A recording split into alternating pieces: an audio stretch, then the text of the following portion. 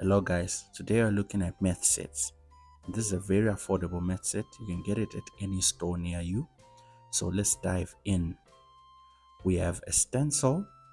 A stencil is what we use to write. Let me show you how you use a stencil. Let me get my papers. So a stencil is used whenever you need to write neatly and in a uniform pattern. So maybe when you're covering books. Okay, what's next? Let's see. We have a formula paper, formula sheet in here. This is probably original to the case, but you have some formulas that you can use to calculate some equations. You also have like a timetable. I think this just belongs to this case. It will come in front of that, but yeah, may not look like this in all other cases, but it's pretty handy. You can write your name, you can write your address, just in case you lose it. But yeah, this is pretty handy. Moving on, we also have another stencil here. I used to use a stencil when I was a kid, and I'll draw things even before I knew what these were. So you can use it to draw your scientific apparatus. I don't know, but what is that? Is that a volumetric flask? Yep.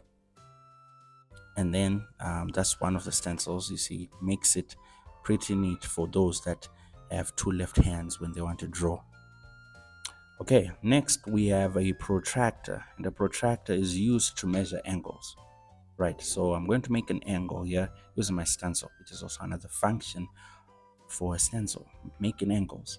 Now, put your protractor dead center, try and make sure that it's aligned properly. The bottom line is aligned with the bottom line. Okay, there are ways in which you can measure. There are two scales over there.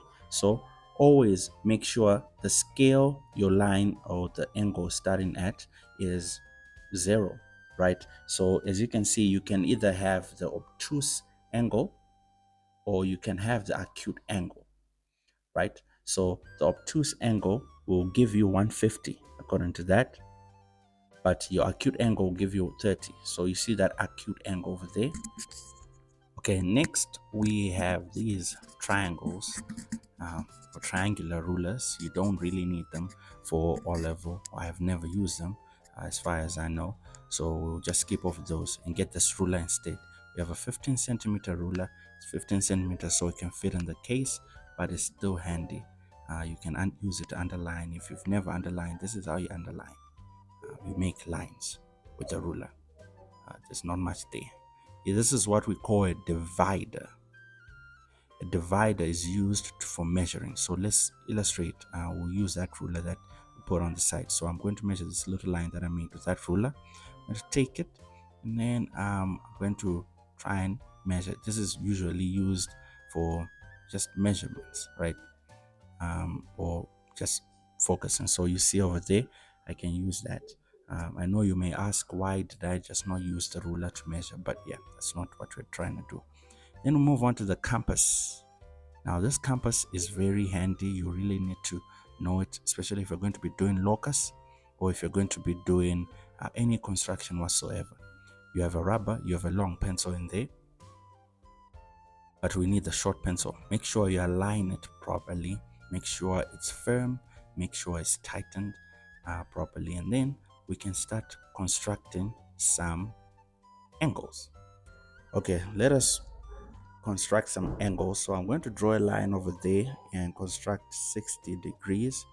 If you do not know how to do some construction, I have some videos that you can look at.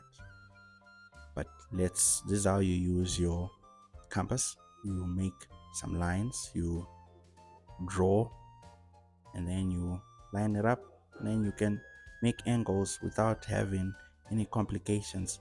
I have to rely on a protractor. I'm going to use my protractor though to check. Yes, 60 degrees right on the dot. Excellent work, sir. Okay, so that is what you expect to find in a med set, and these are the components. We have looked at them. Thank you for watching. I hope it was very helpful.